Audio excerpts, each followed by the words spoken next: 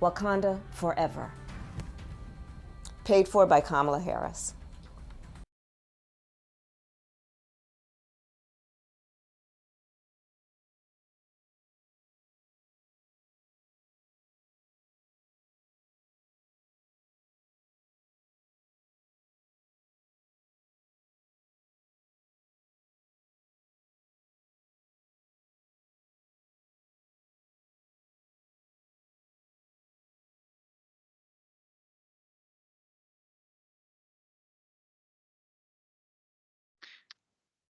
All right, Tom, welcome back to MGTOW Chats.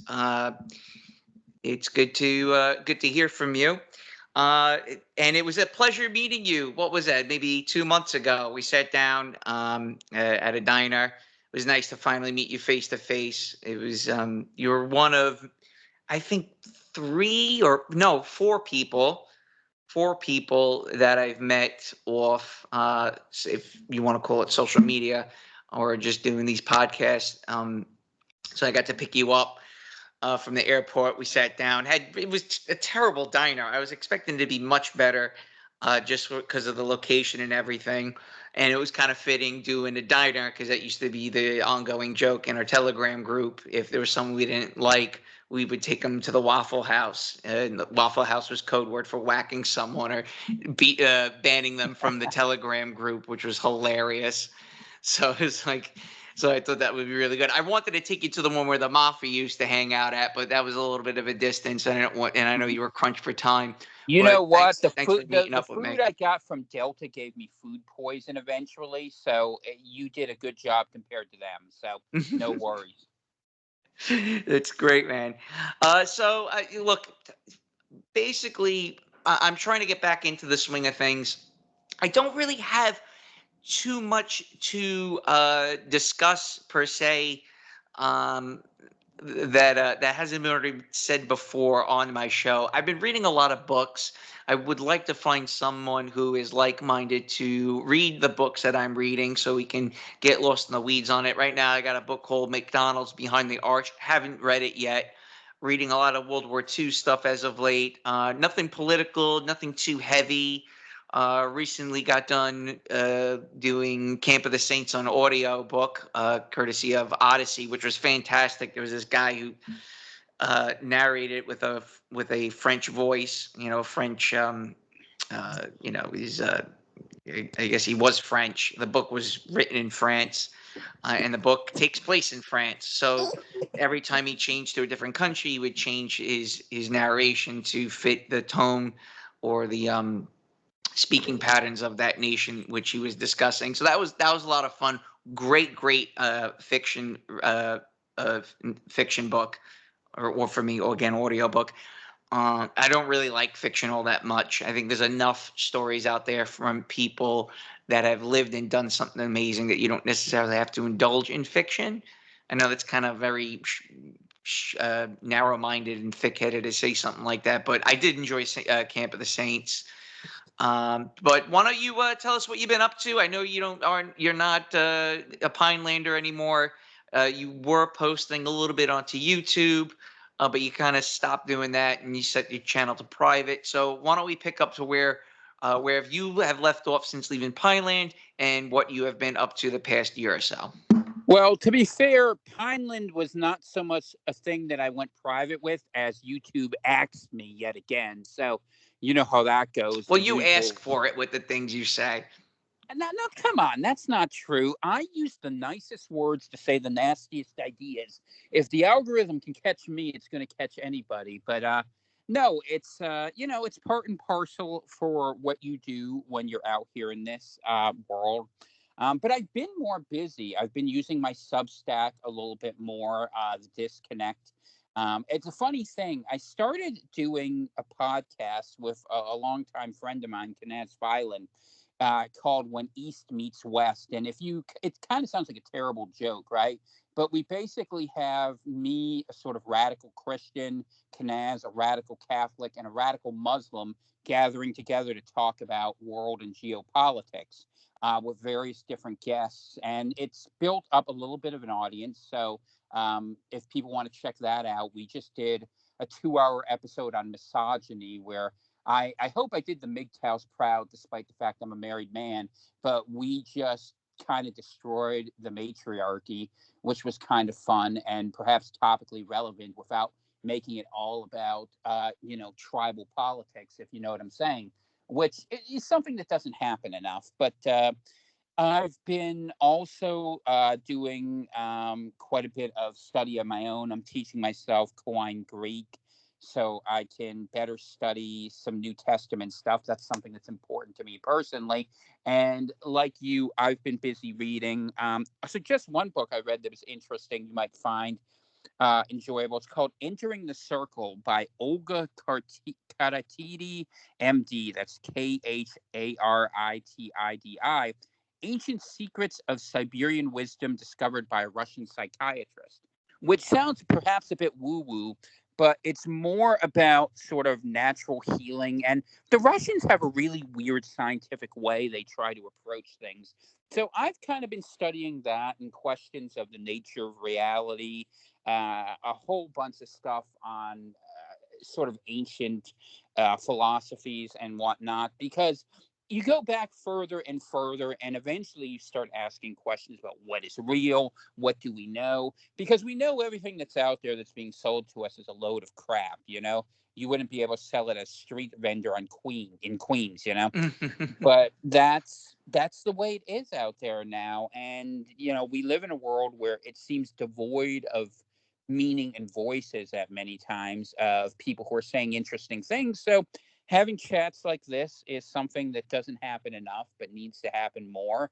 And it's always my pleasure to do so. And the only thing I need to accomplish out of this is I have to get either you or your audience to extract an agreement to have you come visit up here in Maine, and we'll have a good time. Maybe if I convince you to come up here, you can go wandering through my library, which at this point is about 95% nonfiction, or at least topics that are pretty interesting. And definitely we can, in the future, maybe cover some of those book choices, especially as time allows. Because I tell you the truth, I haven't been writing because I kind of feel like I've said a lot of what I already need to say. Right. B, everyone's too broke to buy anything anyway, which is fine. I understand that reality. We're all in it, especially with the AI revolution oncoming.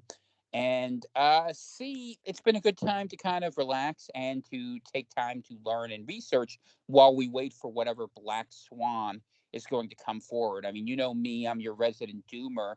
I see a lot of things how this doesn't hold together because the competency crisis makes any potential obstacle calamity in waiting. And we could talk about any of those things or anything else, including my various travels and explorations, which might be fun to get into. Well, yeah. So I picked you up at the airport because you were visiting Argentina and trying to establish roots down there, which was admirable of you. I give you a lot of credit. I was a bit worried about you and Dana's health situation about moving to South America. I don't know all that much about Argentina. It's funny. I just got done watching they redid the movie about the rugby team that flew and crashed in the Andres. What is it? The what's Andes. the the Andes? Yeah. So the rugby team that crashed in the Andes on their way to Chile. I saw the movie Alive when I was a kid. This wasn't as good, but it was pretty good because there's more techniques with video cameras and such. But I have a very limited scope on uh, South American politics, their foundations, their independence from Spain, so on and so forth. So why don't you tell us why Argentina? Do you still plan on moving to Argentina because now you're back in Maine? What again? More importantly, what made you choose that location to expatriate to? Yeah, it's a great question. And our hope and our ambition is to get down there as soon as it financially makes sense for us without getting into all the weeds of it. That's looking at next year. We had hoped we would make it happen this year, but with their new leader down there, Javier Milei, people are sitting on property and prices are at a point where for us to make the move, a couple things need to happen. But All right, so the case for Argentina. Argentina, by and large, with the potential exception, arguably, of Uruguay, is the whitest country in South America. It's about 87%, I think, which is more than any state other than the ones I'm living in. Um, it is a country, how should I say? It's a country where they kind of speak Spanish, but honestly, the largest ethnic group in them are Italians. So if you can kind of take any awareness you have of the eccentricities of Italian politics and Italian culture and smack a Spanish veneer on top of it, you end up in the beautiful disaster, which is Argentina. A fun country where people are a little bit nuts, where for 30 years they haven't had a functional currency, and yet they keep on trucking, enjoying good food, lovely ladies, and a good soccer team, football, of course. I had a very wonderful time down there. I had the opportunity to spend a little time in Buenos Aires as well in Patagonia, visiting various locations like Bariloche, where some of you would know, famous where the Germans emigrated to, and the Spatzel down there is to die for. I mean, one of the things I can't say enough about is how good the food is. But their life is simpler, and in a lot of ways, it felt like resetting back to 1990s, which has good and bad to it because you could see down there that they might make the same mistakes that we made here in the West, where I would argue technology kind of led us astray. But down there, they have marginally functioning politics, marginally functioning economy, and yet culture and people have learned to get along in spite of that. And things are simpler, and people do things face to face. It's very much a warmer society, and that's one of the things I like about Argentina. Chile is financially more stable, politically more stable, but they're dour, miserable people. And I've spent enough time in New England to know dour, miserable people. So, bringing myself back to my roots, I spent a lot of years living in Pittsburgh, where there's a ton of Italians. And, sometimes you miss that. And so I really enjoyed that. But we could, if you want, get into a deeper history of Latin America. But one of my theses is that, and it was borne out in my own experience, is that the sort of nature of the Spanish language, the machismo character, and the fact that feminism hasn't really sunk in there the way it did here leads to women who expect to and want to be treated like women, men who act and think like men. There is corruption. There is not the same amount of services. There's a lot more freedom to build how you want, although people do care about aesthetics. Where I was down there on the Ruta 40 corridor, Route 40 going south, that you may have seen if you've ever seen the Motorcycle Diaries. I went along much of that corridor exploring. I was down there with some other gentlemen who came down with me to spend 3 weeks. And honestly, I'd love an excuse to build a whole group of people going down there in support of one another and to get out of here. But the problem is, the other thing you realize is that the world is a smaller world. And Milei, for the good or bad things he's doing, is bringing the Argentines much more into the NATO sphere. So if you're kind of thinking like I was, if a war's coming and I don't want to fight, this would be a good place to hide. I'm not sure how well that works. And frankly, I think the Argentines are now making ammunition for Ukraine to use. And then you have the whole Shabbat thing he's caught up in, which nobody likes, and yet you see that all over the place. But a lovely culture, a beautiful place to visit. Your dollar will go 2 to 3 times as far. You can live pretty comfortably. If you are someone who has remote income, who can make at least $1,000, $2,000 a month, even better if you can prove a cash flow of over $2,000 a month, you can get the citizenship in 2 years down there. Pretty easy to do. Something you definitely might want to take a look at. And if things ever get funny up enough in the northern hemisphere, you're 6,000, 7,000 miles away, which is not a bad place to be, or more depending how far where you live in the U.S. But a lovely visit, a warm and congenial people. Loved my time in South America and would love to get back down there, but we'll see what happens. Well, listen, why don't you tell me a truncated history of Argentina post World War II? I know the Falkland War, There was a junta in charge. Why they lost that war is beyond me, because it definitely seemed like they were winning, and I know England needed to swing its dick around that time to show that it still has some military prowess. Obviously, the sinking of a heavy cruiser that was at Pearl Harbor is The England. Belgrano. Yep. Yeah, I know that's most of their casualties of the war were the sinking of that ship. Also, the only nuclear submarine to sink a warship during wartime, which is the HMS Courageous, which is interesting. But after the Falkland War, there's been a lot of political instability, economic instability. Now you have the situation where you have this libertarian that's in charge that seems to worship Israel and worship Jews, which is very strange. I know what's going on in Mexico. It bothers me, but Mexicans seem to be indifferent about it. They don't necessarily think it's that big of a deal. And I point out to some of my Mexican coworkers, I go, "Have you seen how many politicians were killed this past year?" And they're like, "That always happens." And they tend to they they tell me that she was the lesser of the two evils. I'm like, well, do you know anything about JOOs? They obviously don't necessarily know anything about them because they're such a small minority. They Then you will. go, and then the whole thing with Bolsonaro. There were so many pictures of him with menorahs behind him. I know when there's a picture of him when he was what is it, quarantined during COVID, of him in a hospital room, in a hospital bed, in a hospital, hospital room in a hospital with the menorah behind him, giving a thumbs up. I saw videos of him waving the Israeli flag. So there seems to be this hyper focus from our friends to go after South America. Again, circling back, why don't you give us a truncated history in Argentina? I'm looking at some of the figures here on trading economics. It's the charts are volatile. I'm looking at their military expenditures, which is dropping. Their corporation rank it's pretty stable. Government spending is dropping quite a bit. It looks like it's going back to just Okay, so pre-COVID let me levels. save you Go some on, yeah. time.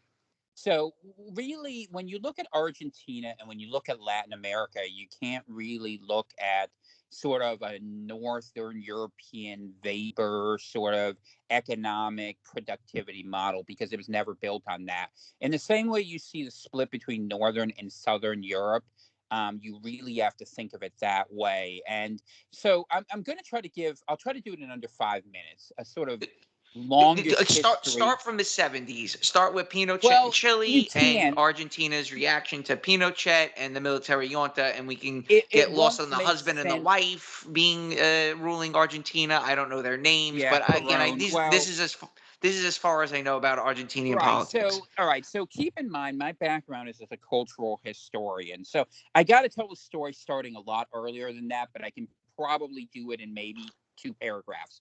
So the thing you have to understand is all of these were Spanish colonies. That's known. And before you think of Latin America as one group, don't. Literally, I was down there and it was like being in the Napa Valley or in Portland, Oregon, in terms of the climate. Okay.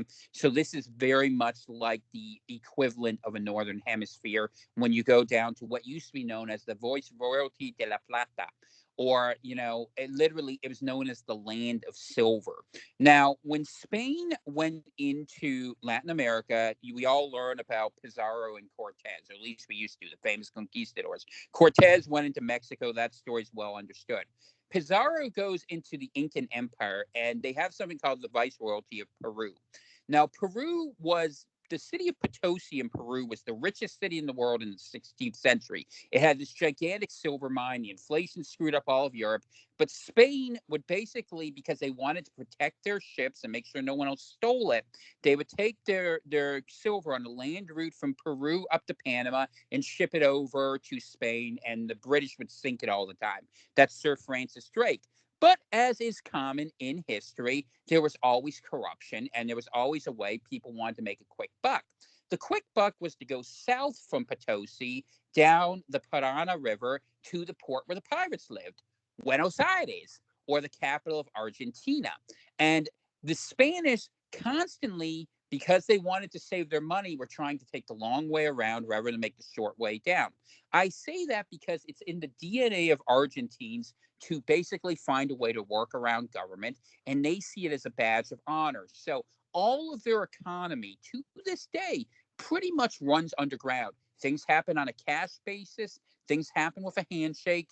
Everything is happening in that way. And that transactional way of thinking of things is built into the cultural DNA of what was, in certain ways, a pirate republic. When Argentina leaves the Spanish Empire, it's because Spain is occupied by France during the Napoleonic Wars. Napoleon puts his brother on the throne. Britain tries to send people to occupy Buenos Aires. The Spanish run away from the British, as they always do. The shop owners, the what you call them, the Creoles, and they would come down there, and they would the Criollos, they say down there. They stood up against them, and eventually, under San Martin in the south and Bogota, well, not Bogota, what's his name, Bolivar, Simon Bolivar in the north, they have a series of nasty wars where they kick the Spanish out, and you have the countries of Uruguay, Paraguay, let's see, Argentina and Chile come out at the same time. And because of the Andes, Argentina and Chile split. You look at the map and wonder how that happens. And then you sit there in person and see 10 to 15,000 feet of mountains. That's why that splits. So Argentina happens that it is a city and a country. And the whole of basically the first 100 years of Argentina's history is a pissing contest between rich people in Buenos Aires, the porteños, who want to keep all their money in trade, and rich people in the inland who were known, who were the ones who supported the gauchos, that were the boss men, as they were known down there. And they would build latifundia, where they'd build huge estates where, unlike in the U.S. and in countries in North America, where you saw small landholders, where individuals were there, a few rich people made huge estates, grew tons of sheep that the British used to pay for their factories, and you basically ended up with this weird economic arrangement where Argentina becomes an export colony where they depend on foreign powers to build their infrastructure. To this day, that is the case. It was originally Britain, it shifts to the United States. This is important to understand that Argentina is a country that has a non-functional economy because a few people there are very rich and have set up a system to this day that's designed to prevent other people from standing up against that. Now we can get into the 20th century. So in the 20th century, you start seeing a bunch of fights over this, Ipoyan, a whole bunch of people who come in and out of power, who try to make Argentina more wealthy, because people don't realize this. Argentina is one of the 10 wealthiest countries in the world, as imagined per capita around the year 1900. And the reason why is as Patagonia's opened up, it's called the Conquista del Desierto. They pushed the Indians, there weren't many of them, but they push them out, and they have a immigration policy where they say, send us all the white people. This will make the country work well. And it did. You had President Julio Argentino Roca who did this, but eventually they move away from this after about World War I, as the economy starts going down the drain, as domestic production increases in other countries. Kind of tread water for a little while until World War II.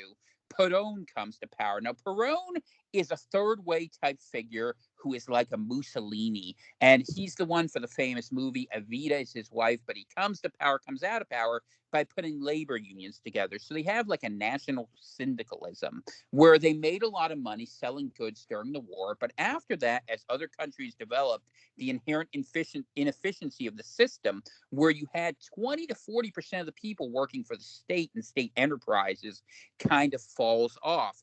And because of that, you have a series of leadership changes between 1950 and, let's say, 1970, where they try different things and the economy goes deeper in the drain. Eventually, you have threats of communism. So you have leadership under Galtieri that comes forward. This is the guy who leads them during the Falklands War. And keep in mind, Galtieri was someone who was trained at the School of the Americas. Now, for those who don't know Latin American history, The same place that is now the headquarters that Mayorkas set up in Panama for all those people coming up the Darien Gap from West Africa and other points to lead the migrant invasions of America, used to be called the School of the Americas, where the U.S.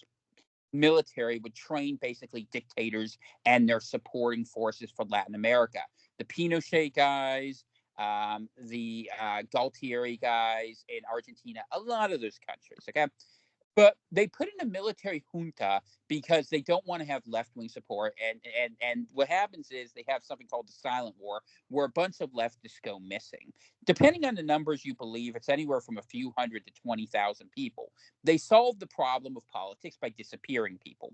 And to get around the problem of the fact the economy wasn't doing that well, still under this regime, they decided to throw the dice on the Falklands War, or as we say, La Guerra de las Malvinas, because in Argentina, you won't see flags everywhere, but in every single town, you'll see a plaque saying how many miles it was from there to Las Malvinas. And if you ever go down there, by the way, make sure you call them that. People who are over my age, I'm 43, will care about that. Young people give two craps about it, but a lot of people there don't speak English because they were so mad at the British after that they stopped teaching English in schools for a generation. So here is why Argentina lost the Falklands War. Argentina was scared to death that the United States would order Chile to invade them, because this was something at the time. Pinochet was very close to the U.S. That relationship later breaks up because DINA, which was their equivalent of their CIA, ordered a hit on a Chilean dissident in Washington, D.C. And that was considered totally beyond the pale. And that's the point at which the sort of move against Pinochet happened, which is unfortunate for Chile and Latin America, but that's another story for another day. What ends up happening, though, with Galtieri is the best troops that Argentina had were stationed on their western border against a potential invasion from Chile. So what Argentina did was they sent their green recruits. Imagine guys with the equivalent training of a little bit more than your current Ukrainian frontliners being sent, and the British sent the SAS against them. So when you consider that disparate use of forces, it's not surprising that Argentina ended up losing the battle. Now, if they had been smart enough to do it while Kinnock was in there, the Labor prime minister, probably would have worked. But Thatcher needed a desperate boost. She wasn't popular, and acting tough during a war always works well. The British Navy was better at that point, I would argue, than the Argentine Navy, and they were able to establish air superiority, and over the course of several months reclaim those islands, which caused the Galtieri regime to fall, and which caused, for a number of years, left-wing regimes to come into Argentina. Basically, the country is a hot mess until about the 90s. It starts picking up under Macri, but they start listening to the IMF, which was fine, but they run the country into debt, and they ended up with a big problem in 1999, which is the root of the current Argentine crisis, which was they had pegged the peso, the Argentine peso, to the dollar. So they pegged it at, I think it was 9 pesos to the dollar. And the peg was very popular, but the government budget was heaving under the weight of that. So they did two things at once. Number one is they depegged the currency. And number two, they said you couldn't take money out at the banks. The panic was palpable. And this destroyed a lot of the wealth in Argentina and started the habit which existed today, which we know as the blue dollar, where Argentines have unofficial currency operations. Long before cryptocurrency, these people had figured it out.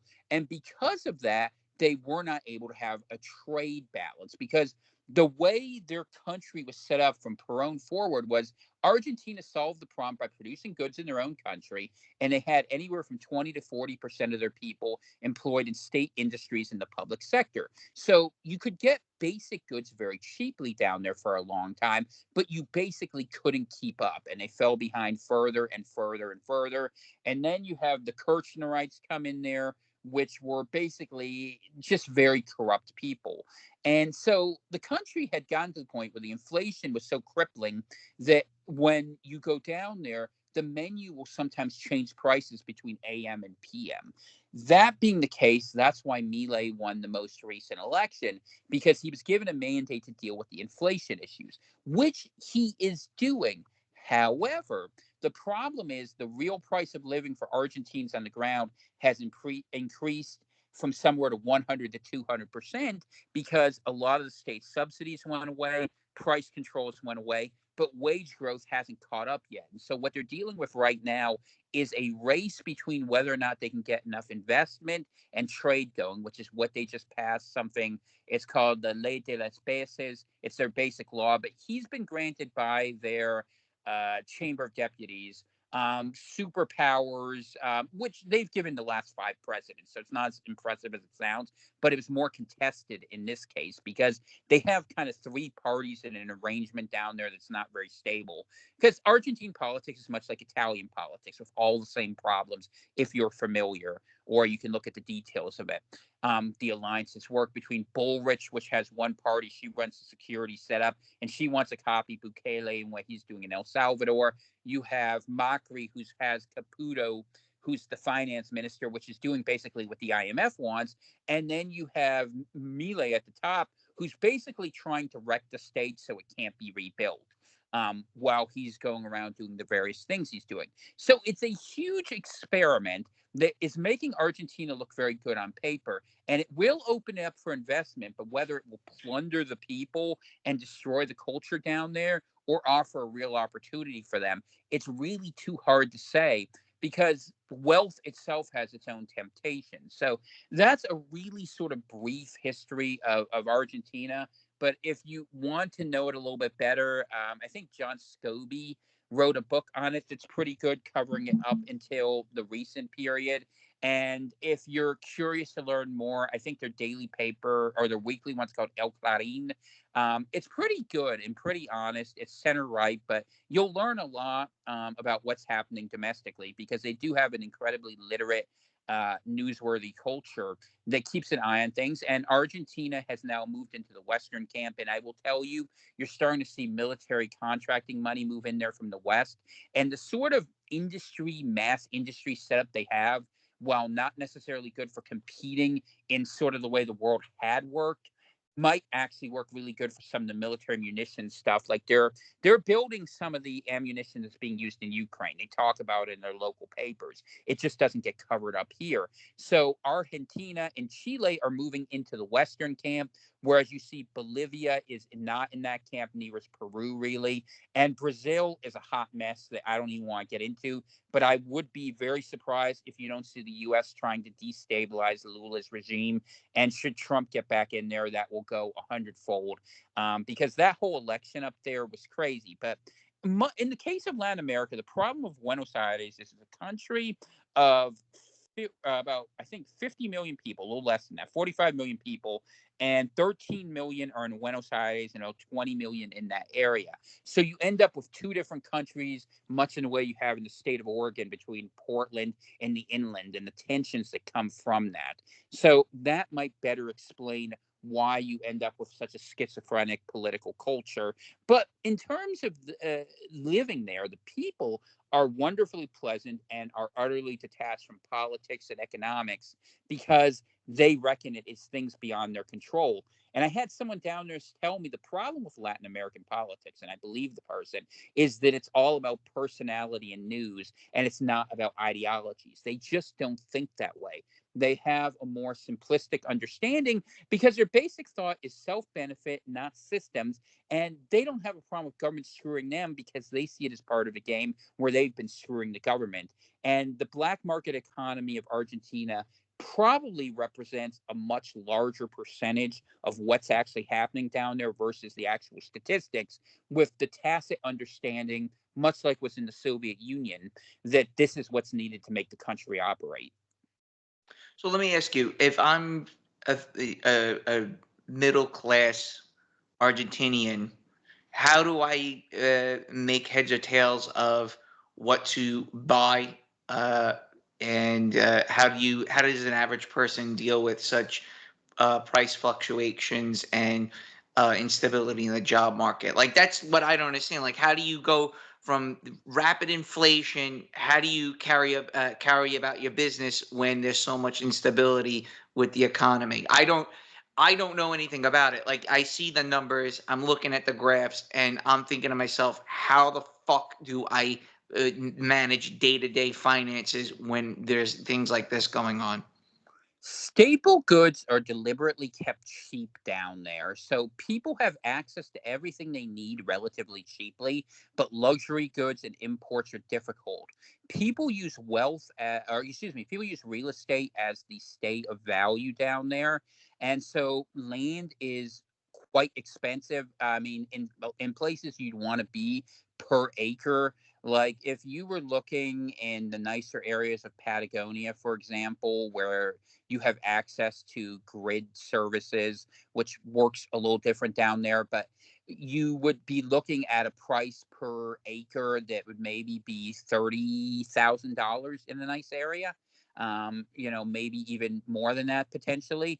But people don't have a lot of land, but the land is very valuable that's down there.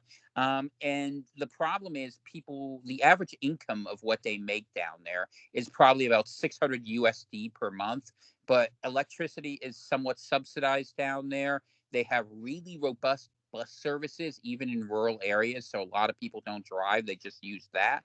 And the food prices are a lot cheaper, and frankly, so are the wine prices. I know nowhere else we can get wine for $3 a bottle that's world class. And believe me, I drank my share of it. If you ever go down there, Chenin Dulce, I recommended it. You'll love it. But I mean, yeah, people have simplified their lives. They don't have a lot. They don't store a lot, but they live day to day. Things are locally sourced. Things are locally created. The food is largely locally sourced, and so people have figured out a way to make it work in the nicer areas. Now, there are other areas like the city of Rosario is a perfect example, or some of the slums in Buenos Aires, where there are major problems with poverty. And the government solution, I mean, as cynical as this is for me to say, looks at this point to be saying, well, they're drug traffickers and let's arrest them. Which is a way of attacking sort of alternative power bases of developing. So, for the poor in Argentina, and it's over 50% of the country are under the poverty line of what would be considered for survival, they have up to this point lived off subsidy or lived off government created jobs. And the danger for Milei is going to be, as he opens up this economy, that large group of people who don't have great skills, who didn't go through a fantastic education system, are going to have a very hard time competing. And it could be a source of instability. But like many other places in Latin America, as is the case in Colombia, as is the case in Brazil, depending on where you are, that could be a big problem or not. And in Argentina, if you are in certain cities in the north, like I said, Rosario, Corrientes has some of these problems, or if you're in those northeastern provinces, the northwestern ones are now a lithium triangle, they're starting to get rich, you would see those problems. But if you're in other places like Cordoba, which is really the wealth capital of the country, Mendoza, where your Malbecs come from, or anywhere in Patagonia, you're separated by 1,000 miles from what you're dealing with down there. And so your life is heavily localized. And Argentina, as a government, does not have the ability to push forward the sort of requirements that a Western government would in Europe or in the United States. So it's a very different pacing of life where you are much more autonomous and independent. And so long as you can get on pretty good with the local officials, you can ignore a lot of what's happening elsewhere. And people have done that for many, many years. And that's kind of how it works. It's a very much more like a turn of the last century understanding of the relationship between the state and the people and how markets actually work down there. Okay, so now this is my ignorant knowledge to South America on the macro. Would you, is it correct to say that South America acts as a total block? We'll leave Central America out of this, but let's talk about obviously below Panama. Do these countries operate in tandem to be just anti-Anglo, anti-England, anti-America, with Colombia being a little bit of the exception because of the drug war? Like Venezuela, Brazil, Ecuador. They seem to operate in tandem against the United States. Brazil, obviously the biggest country, the only Portuguese country out of the lot. They also seem to be very anti-West, air quote West. Referring to Israel, England, and America, and they just kind of keep European and American politics at bay as an operating a block. Like, okay, maybe we don't get along with each other that well, but we're all Catholic. We all speak the same language, and fuck the United States. Well, it's hard to say. I would say first off, thinking of South America as a bloc probably isn't helpful. I would say it would be more helpful to think of three things. To think of the northern part of South America, which is that on the Caribbean Sea, as being influenced by the United States, Mm-hmm. which is Venezuela, Colombia, Ecuador, and to a lesser extent, but somewhat Peru. Ecuador uses the US dollar as its currency, so it's always going to be friendly to the US, and there's a lot of expats and retirees there. Colombia, depending on where you think of the CIA plays in the drug war, has always been pretty friendly, and historically Venezuela was until relatively recently. Then you have Chavez and his revolution, and the fact that much like Cuba, they play that spoiler sort of role. But when people think of South America and they think of narcos, they think of that way. Now, Brazil is a totally different case because, as you rightly noted, they're Portuguese in their orientation, and the U.S. and Brazil are far more friendly than you might think from first glance. But Brazil desperately wants investment. China's willing to go forward with it, and that's why they play footsie with one another. But Brazil is oriented towards there, they're oriented towards Europe. And Brazil's problem is that it's kind of a poor country with a few rich areas, and development of it is the biggest challenge they have, and so they need external support. In terms of where Brazil sits politically, you have to remember when you look at the last election, for instance, between Lula and Bolsonaro, Bahia is where the highest minority percentage is. And I should say, in Latin American politics, race is something that is measured by grades of color. Those systems are Right. still considered forward, and everyone wants to be as white as possible. It's kind of like the anti-America in that sense, where you trace your heritage back to how much Castellano you can, go back to, or Castilian, in how you'd say it up here. And Brazil, of course, it would go back to Portugal. But when you start looking at the southern part of South America, it's oriented much more towards Europe. Chile towards the U.S. more because of the free trade agreement and zone, but Uruguay, Paraguay to a lesser extent, but still, and Argentina are heavily oriented towards Europe. Now, in South America, they've built a trade pact and the ability to live between most countries within them called Mercosur.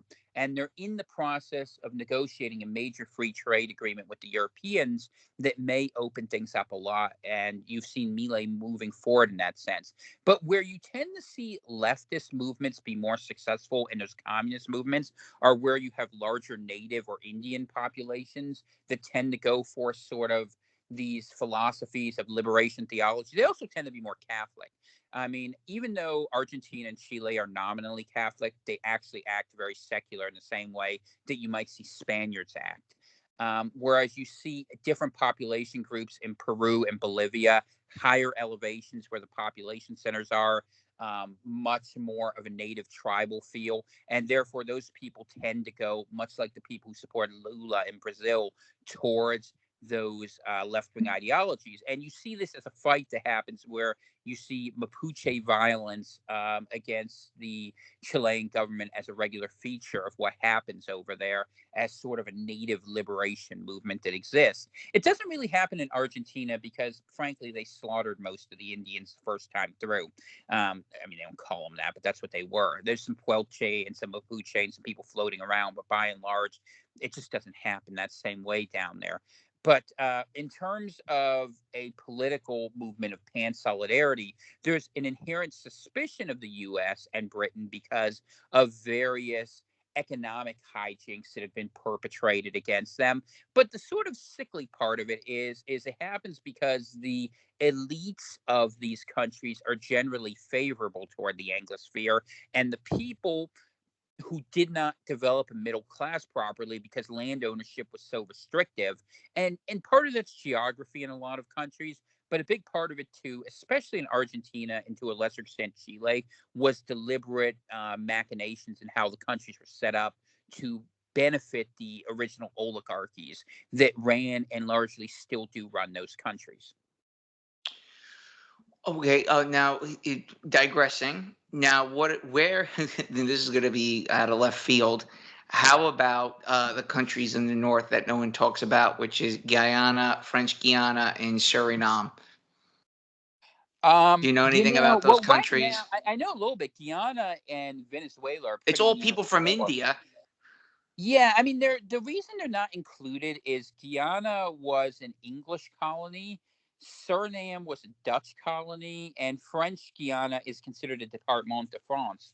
So they're technically not, and for that matter, Belize in Central America, which was once British Honduras, is in the same sort of boat. So these are seen as small colonial enclaves of those powers that are largely there for extraction, removal, and sort of resource harnessing regions that don't really fit into that story so well. Although, an interesting flashpoint, especially if a World War III scenario breaks out, might be that Venezuela has made a claim on a field that is off the coast of territory that has been recognized as part of Guyana for almost 80 years, the Essequibo Fields, and we'll see if that leads to something larger. I mean, it's weird to me that Venezuela's government keeps trucking along. They must get a lot of support from China or Russia because they've done a terrible job with their own people. But on the other hand, the problem is the right wing administrations. Like they had, I think Guaido was the name of the general down there that Trump tried to prop up even a little bit. They don't do anything for the people too. So I mean, people have very realistic and very minimalistic expectations of what governments do.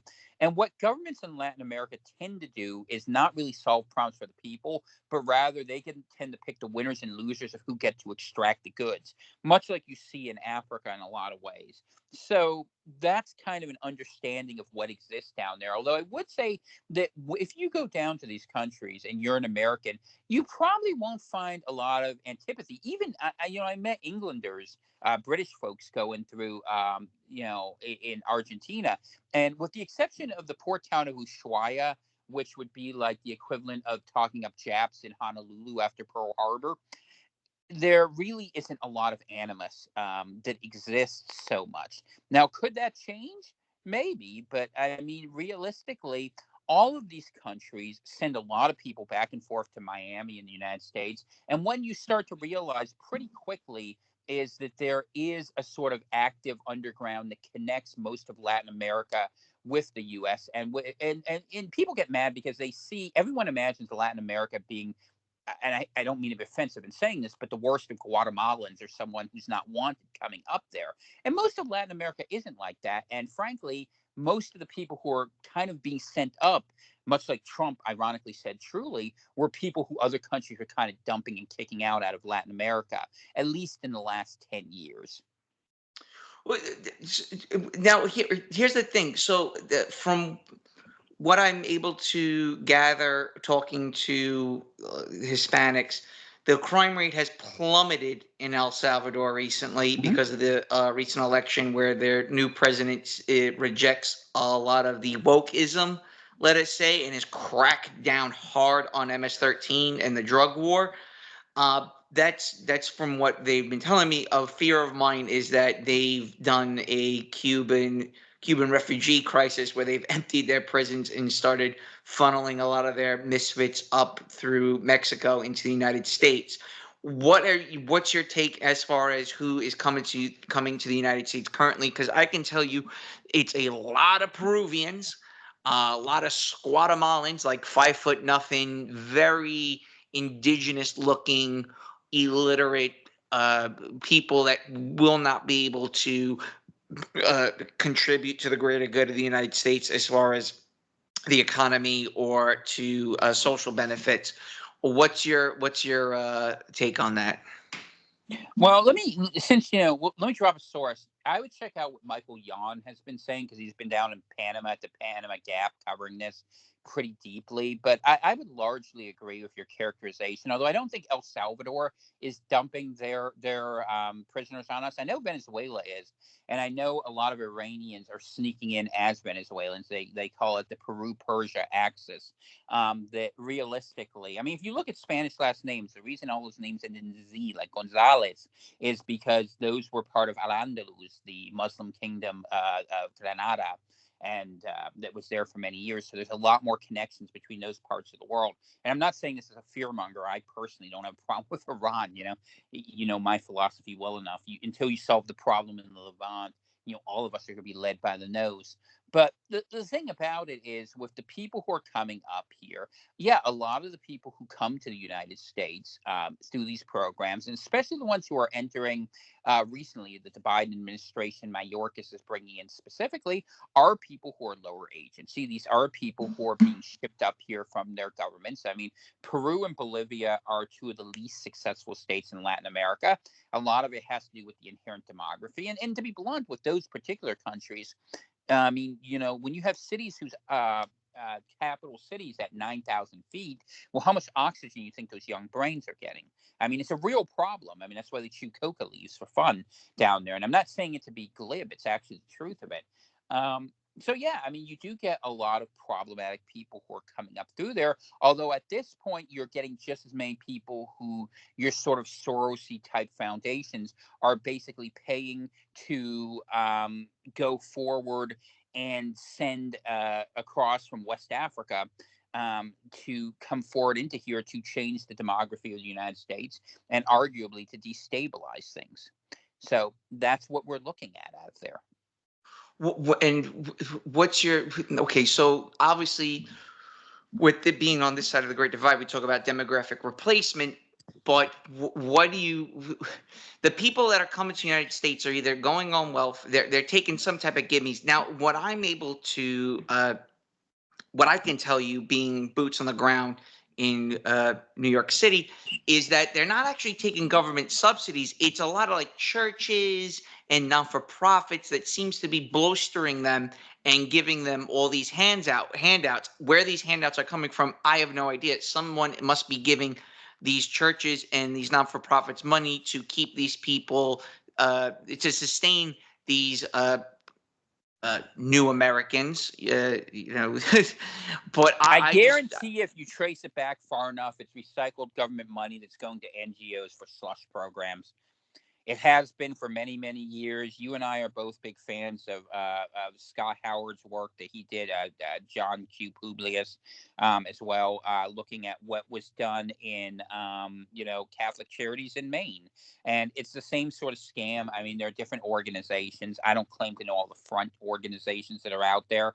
But you're right. There is an NGO recycling pattern where they will put out contracts for different things and money will be used that ultimately probably traces back to the American taxpayer if you could trace all the laundering. But that's the trick of it, that you create programs and much like the military industrial complex does with the money that goes to Ukraine that stays mostly in country, then the money that goes out comes back in form of kickbacks to the people who, are supporting those systems. So yeah, I mean, this is a huge problem. It's one of the reasons why you have to get government out of things. And really you have to rethink the way charity works and you have to stop funding NGOs. But a lot of this goes back to USAID, which was a CIA front going way, way back, that the State Departments used to put these ideas forward of the transformation and the homogenization of the entire world, where they are trying to balance out the world by making a bunch of people who would not easily be able to come to the United States come here. And ironically, maybe myself as a participant in this, seeing high agency people maybe migrate out of the United States in response to the stresses that are being put on the social system. And by that, I don't just necessarily mean social services, although that's a big part of it. And maybe they're not. well, infrastructure. I mean, Yeah. water, hospitals, you name it. I mean, it's a huge strange. Real estate's another one, obviously. Well, I mean, and to that extent, we should talk about the Canada problem, where people have been priced out because their government is determined to replace them, and now native-born kids can't get out. And Canada's response is to place taxes on people seeking to emigrate so high that they literally trap their native stock there. I mean, but this is what happens when you live under occupied governments. They hate the people who live there, and this is why you see the populist pushback happening all around the world, like we saw in the European elections. Now, whether the people who are elected will represent them in a meaningful way, I kind of doubt it because of the connections they have, to, frankly, your sort of APAC type donor class, whether it be here or there. And until you change all that, you know how it is. But yeah, you're absolutely right. The services have been stretched to a breaking point, and one almost has to conclude that that is an intended outcome. Do you think I'm researching more of the Clavey-Piven strategy, where you just overwhelm Sure. certain welfare programs the gibbies. You overwhelm the gibbies to the system where it breaks, and you have to usher in a new system. Do you know anything about this? Sure. Yeah, it's a classic strategy where the way you get to communism is by having socialism fail. Because once people are habituated to thinking that this is a solution, and once you've destroyed the functionality of the previous economy, people will demand a solution, so they'll come to the government. And historically, it's something that always gets tried and rarely works. But what you will see is what you're already seeing, the rise of the black market economy. And the only problem now is that realistically, it's very hard for people to find jobs because there's a mismatch between the abilities of the people who are out there and what is needed in the market. And I mean, I hate H-1B visas. They're the worst thing out there because they're taking away jobs from locals. But what the government of the United States has done for basically 40 years is they've covered for the fact they used their own people for debt harvesting by bringing in the invested peoples of other countries to be in their professional classes. And now they're bringing even more than that. They're just bringing anyone they can as a way of maybe having people internally fight against one another so that the oligarchy and the people running the government can't be threatened because we're so busy having to scrape against one another to survive, whether that means in actual combat in the poorest areas or in these ridiculously rising prices in middle class areas and job competition. There's an incredible downward pressure on people's ability to survive and make meaningful wages. What do you think the selling point is for NGOs to make a Peruvian 4 foot nothing Peruvian ride a donkey across Central America to wind up at the border of New Mexico, at the border of the United States, crossing over through New Mexico, and really a treacherous journey. The selling point Yeah, to whom? Because that's an important question in what you're asking. the selling point to them. Let's say you're Oh, well, a they donkey. think that I'll answer this. And I experienced this in Argentina. People watch Netflix and think that's really America. People come up here and they think it's the land of milk and honey. They're promised every deal. I mean, look, the people who sell these people make money trafficking them, and they sell America up like used car salesmen and say it's going to be great, and they make money every step of the way. And these people come here and be like, "What? It's Well, not they're Beverly yeah, they're Hills." they're selling tamales. They're selling knockoff Nikes on the side of the streets, side of the roads. This is what I see. And the cops take all their merchandise away from them. They have no way of sustaining themselves if the police break them up and take their stuff away, or they're operating a street stall without a license or permit. And I see it every day. The cops just with basically trucks, large like rider like trucks, and just Sure. grab all their merchandise and haul it away, and then they're back at it maybe like a week or two later. Sure. I mean, and they're doing that because they have to do that to survive.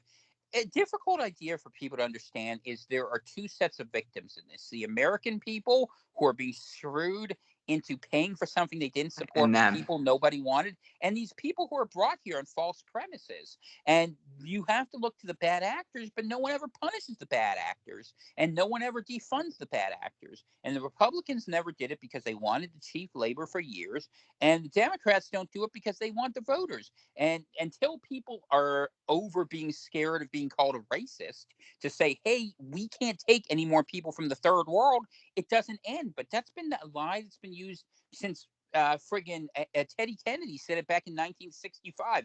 We're not trying to remake the demographic composition of the United States when they passed Hart-Celler.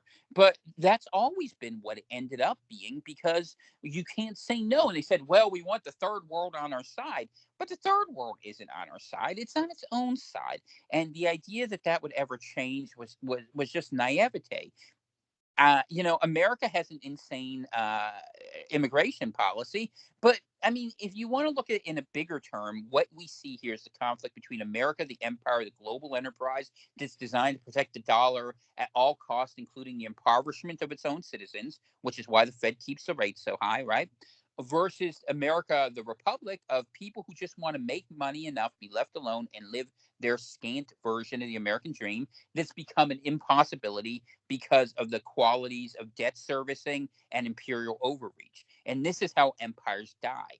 This is what we are dealing with. And America's debt and demographic problems, oft compared rightly to Rome, are going to lead to the collapse of the empire. What that means for global geopolitics, we already see happening, because the overreach of trying to put these sanctions on Russia has convinced enough countries and enough of the actual productive economy to get away from the American, British, Jewish financial colossus in a way where now we're going to see at a minimum a bifurcated world.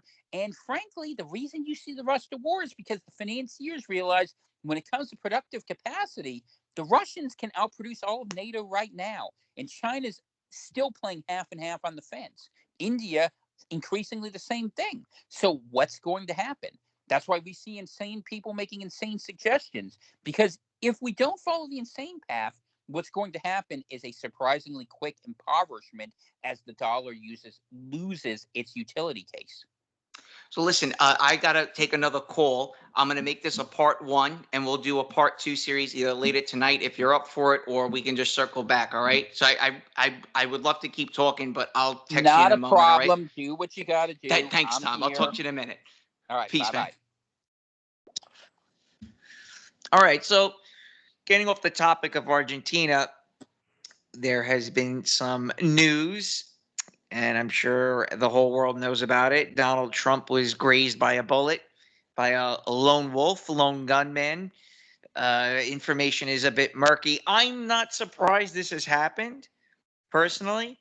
Uh, the only bit of information I'm able to get from uh, news is that the shooter was in a BlackRock commercial, which I find interesting. And the shirt that the shooter was wearing happens to be a popular gun channel on YouTube. Um, I think in the short term, what we may see will be a crackdown on, various channels on YouTube and other social media that do target practicing and test out different weaponry and things like that. Because I've noticed a trend as of the past couple of years that a lot of those YouTube channels have been under attack, like as sending them money, donations, things of that sort. I forgot what it's called. What is it? What is it called when you send money on YouTube to someone?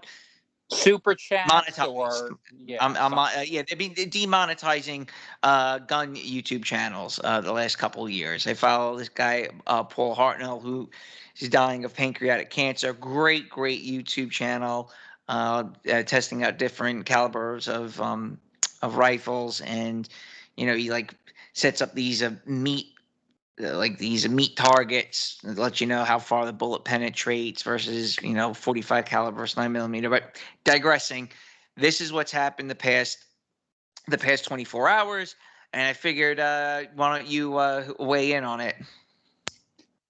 well, We're still close enough to the event that there are a lot of questions. And so rather than looking in detail at what happened there, I'm actually more interested in what happens next. And here's the interesting part. So if we assume everything is as it appears, enough to the point where we accept the idea that someone shot Trump or tried to shoot Trump, and that Trump responds to this a certain way, that's where it gets interesting, because we don't really know if this is going to make Trump a changed man. If he's convinced the system went gunning for him, and as of this point, a lot of people are asking questions, rightfully so, about the Secret Service detail. Was it large enough? Was it close enough? Was it of the DEI variety to make DIE the goal? Or was it something where, how does this kid get up there, Yeah. within 140 yards, it's what I've read, Yep. of where this is, to be able to take what would or should have been a clean shot on Trump? And, what does that mean? Because, let's just go the other direction for a moment. Let's pretend you and I are having this conversation in a world where Trump got shot. And, assuming we could even have that conversation, the right would be apoplectic. The Republican convention would be coming up with unbound delegates to put in who? Nikki Haley? Would they pick a Trump person? Would there even be a Trump person to pick? It would be chaos. And maybe in that point, you can put someone else in. I think one of the more interesting things I read today was that before the last person Trump met with before that meeting, or before that rally, rather, was Viktor Orban, who the last people he met with were Vladimir Putin and Xi Jinping. So you kind of wonder, was there a threat to a big financial actor in this? I mean, you mentioned BlackRock. BlackRock, who the kid was in an ad for, is also on the ground potentially to gain most of Ukraine's material if war happens, or if Ukraine doesn't agree to a peace treaty favorable to the Russians. Is this all related? I have no idea.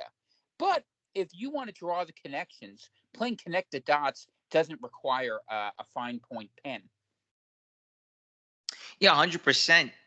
I totally agree with you on that. I didn't know who Trump had met previously. Again, it's so fresh that I just looked at it from a quick truncated point of view, where I saw the kid's shirt, and I just kind of just connected dots real quick. I didn't really get lost in the weeds in the past 48 24 hours, maybe a little bit longer than 24 hours, on the subject. The question about him getting so close is very interesting. And then leave it to Trump. It's like Trump was excited that he got shot. That's I thought Well, I him tell you doing the what, fist bump and everything. if he's going for the black vote, his street cred is pretty good. I mean, only Tupac's above him at this point, so we'll see how that all plays out. But they've been trying for that vote, and maybe it will happen. And one of the interesting side effects that has been coming out this evening, the night after, is that all the talk about replacing Biden has kind of died down for one big reason, which is the Democrats seem to be conceding the election, at least at the higher level, and saying that if we cause any more drama, the down ballot effects will be catastrophic. So they want to leave well enough alone and let Joe go out to pasture, apparently now. We'll see if that opinion holds, especially as they'll need donors to give money to their national committee, where they were revolting before, in order to help those down ballot candidates. But for the moment, at least, the lull that has happened has made Trump into a bit of a hero. And the question that I have found interesting to ask is, does this change who he picks as vice president? The Republican committee is meeting this week. We will find out. Usually, I think the big speech is on Thursday, but it's historically precedent to introduce the vice president for a big speech on Wednesday. Trump, being Trump, may choose to do this differently. There's certainly nothing precluding him from doing so, but it will be interesting to see who that is. Most people, the smart betting money we're looking at was either Doug Burgum, the governor of North Dakota, who would be seen as a pro-business choice, or Senator J.D. Vance of Ohio, kind of a younger guy known for Hillbilly Elegy, a book that kind of talks to rural roots. Both of these people are going to continue Trump policies. They might have sort of semi-populist roots, but realistically, they're not going to shake the Republican vote. could we see someone different come through here? Could we see Michael Flynn is a name that for some reason I'm thinking we might see his name pop up? Could we see Byron Donalds? Could we see someone else who none of us are talking about? I don't know. But I think that Trump has a very unique opportunity to embrace the populist mantle that his own supporters want because they're angry and because they feel like this was a shot at them. And in a lot of ways it was. Let's not forget, we had 3 people get shot who were not related to this. I forget the gentleman's name. It was Carlo something. See, I'll get it, Carlo. But anyway, we had multiple people who were shot. We had a victim in the audience die. And if we're going to be honest and take the macro analysis of this, this is the second time where government malfeasance of how they've set up a narrative has ended up with a right-wing patriot dead. Ashley Babbitt from January 6th, and now we have what's happened here up in Butler. And I think people on the right are very close to saying that this system is so rigged that you literally will kill the one guy who doesn't even give us what we really want, but gives us a sop to it. And it was interesting to watch in real time the number of people who were swayed by what happened. And now Trump has been set up as the anti-hero. Why that happened? That's the question of speculation. And I think we will only know the answer to that question based on what he does in the days moving forward. But for one, I will be watching the convention, at least his speech and several other parts of it potentially, like his VP choice, to see if that's indicative of if this is a change of pace or if we're going to get Javanka 2.0. Do we even know the individual? I'm sure. Do you know the person who died's name? Has that name been It released did yet? come out. Yeah. Give me 1 second here and I will get that for you if I can. I did have it earlier today. So I look, but I'll find it because I do want to give a little bit of credence to that. And, it's weird for me. I lived in Pittsburgh for 10 years. I've been to Butler, and assuming this was at the Butler Fair, I've been up there once or twice, although it's been many, many, many years since I had done that. So, Well, all right, so the person's uh, name is please. Comparatore. Let's see, Charles Comparatore. I'm gonna look that up too. I think it might be under Carlo, but Comparatore is definitely the last name we have here. And interestingly, he was posting on Twitter. His last post was like the cat turd, which is a terrible name, but that's the Corey. I'm sorry, Corey Comparatore. I apologize. I had C wrong on that, but that was the gentleman's name. He was a volunteer firefighter up there, and the story his daughter tells, which was reported widely via a Facebook post, gotta love how media works these days, is that her father died protecting her mother and her from the stray bullet fire. So he put himself in the line of There we fire. go. Man killed at Trump identities firefighter. Very sad. Probably the guy just wanted to see Trump get shot.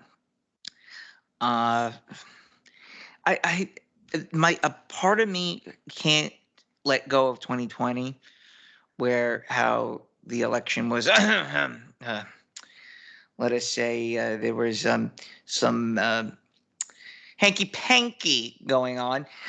Why wouldn't the Democrats try doing that again?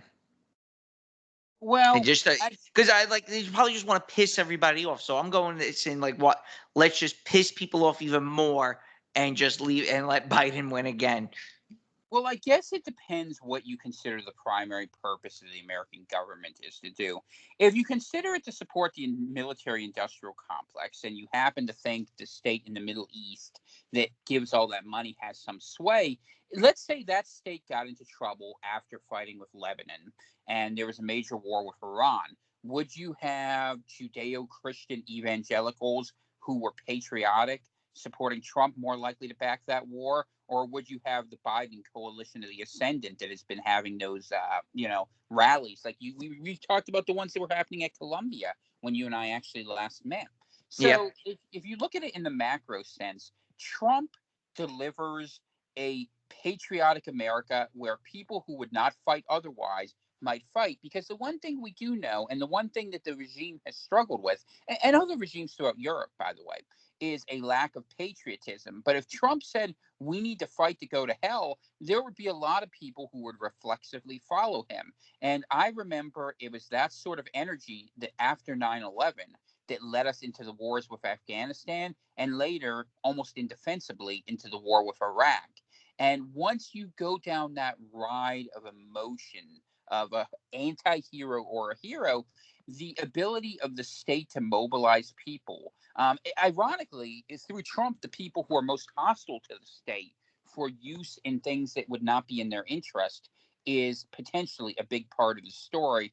And to my cynical mind, the most dismal reason why you might see Trump be pushed forward. He's a safety valve against populism on the one side historically. We saw that in how he behaved once he was elected, right? But at the other hand, he serves to galvanize a certain element of the public into the knee-jerk patriotism that would be needed for, say, if you wanted to have a war without a draft, which we know we are now reindustrializing for militaristic purposes. I think all of that has to be considered, and what Trump intends to do with that, I hope, will become somewhat more apparent with the speeches this week. But of course, we will have to see how it works if he governs. And presuming that he was running against either Biden or Harris in an election that was not so fixed as to lead directly to a civil war, because let's be blunt, that's what it would. We will now see what Trump does with that energy, and that's the narrative we're going to walk along. Yeah, but Trump's 4 years as president was generally peaceful on the global scale. He pulled funding for ISIS. All these various terrorist factions. We saw the war in Ukraine dying down after the whole color revolution, Euromaidan. He pulled funding from that. I would say Trump was the most peaceful U.S. president since Eisenhower. I don't know if you would agree with me or not, but More as far as peaceful. us, Eisenhower was in Korea. I mean, so yeah, I that would was say more. Truman. Well, right, but right. Okay, fair enough. We could get into that, but I don't want to relitigate No, it anymore. I don't know. Maybe Eisenhower was he part of like 53? I guess we pulled out of Korea. So he would have been there in 52. I mean, you could say he brought it to a close, and certainly he represented a different view from MacArthur. But looking at the problems he left there in North Korea now and that whole mess, well, I mean, the problem is American imperialism always leads badly. But in any case, rather than get into that sort of tangent, where But the point is, I don't see Trump being an imperialist. agreed. I know Yeah. Trump is a mercantile thinker. The way he thinks is in terms of economic opportunities. He looks at government like a conglomerate business, and his strengths in looking to minimize conflict come forward, and his difficulties in staffing to the level that's required. And he thinks like a corporate guy that, people who don't follow his diktat are going to, or if he got elected, that they would follow him as he's the board. But as we know in the public sector, it doesn't really work that way for reasons that have become really, really clear over a number of different, efforts. So if we got Trump 2.0, I think, and this is enough reason to support it, it would forestall likely World War III if that was on the table. I think he would come to an accommodation with the Russians that saw, I say Ukraine would probably be neutralized. The 4 provinces the Russians have claimed would be taken.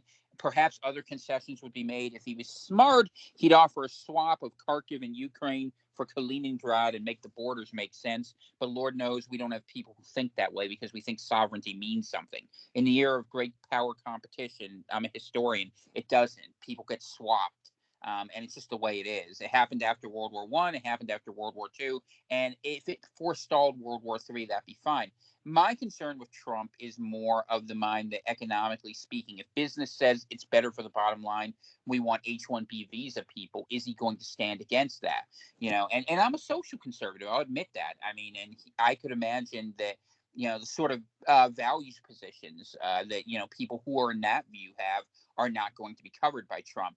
But if your position is just, you don't want war and you want, at least something economically that's going to be more protectionist, I think Trump could be relied upon to go forward with those routes.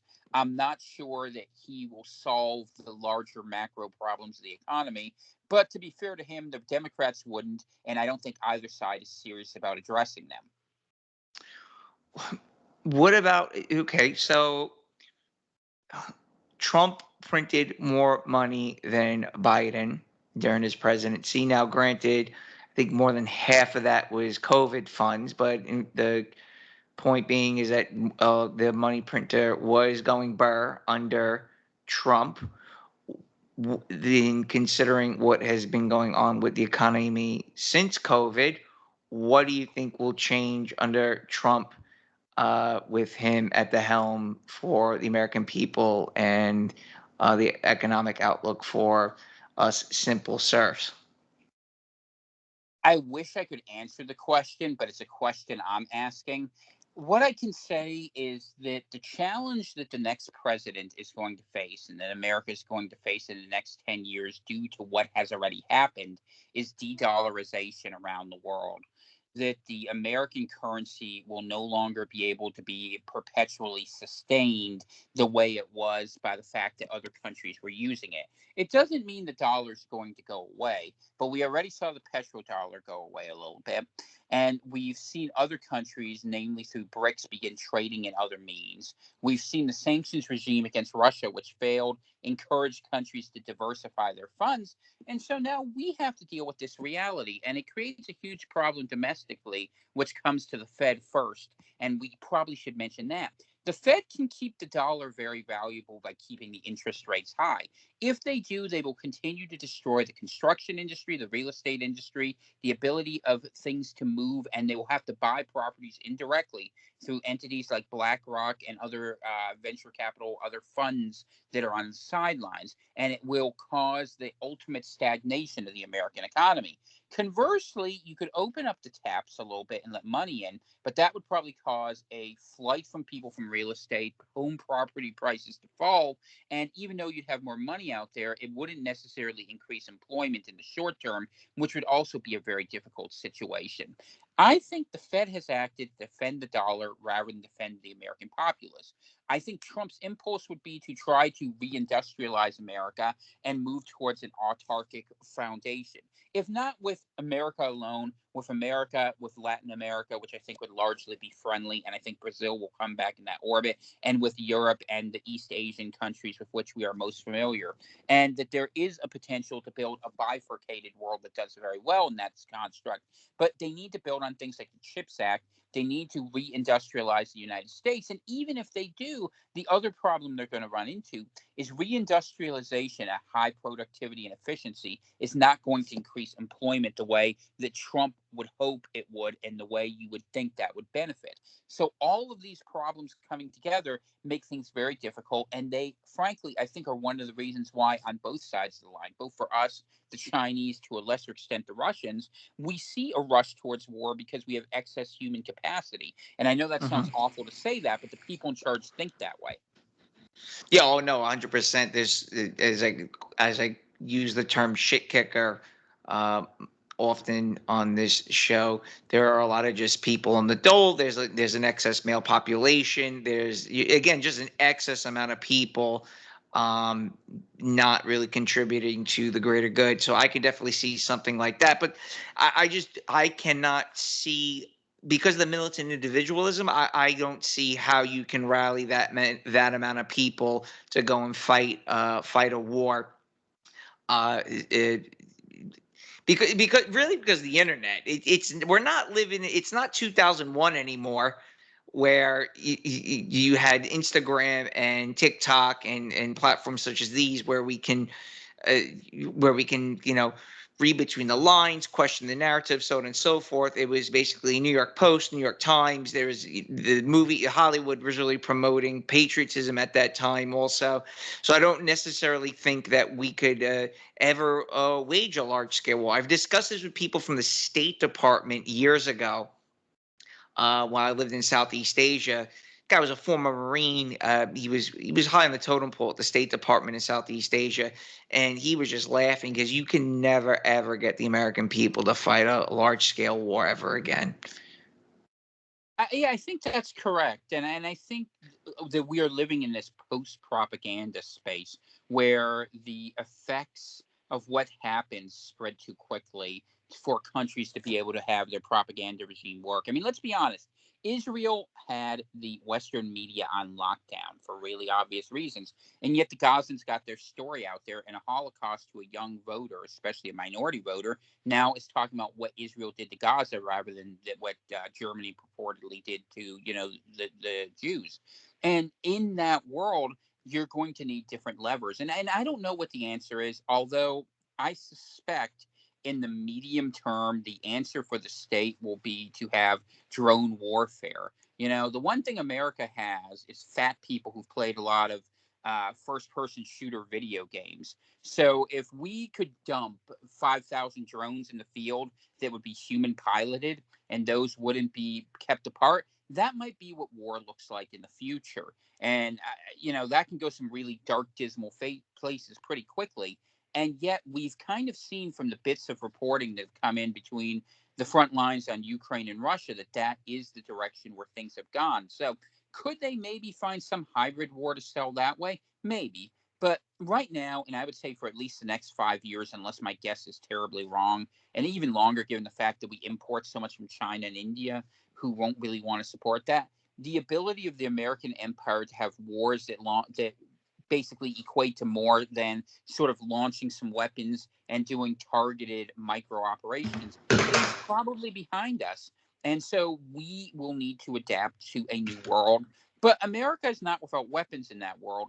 Culture, the internet, the English language, all of these things are really greater weapons. And perhaps Trump could take advantage of them by putting a new shine on the American empire.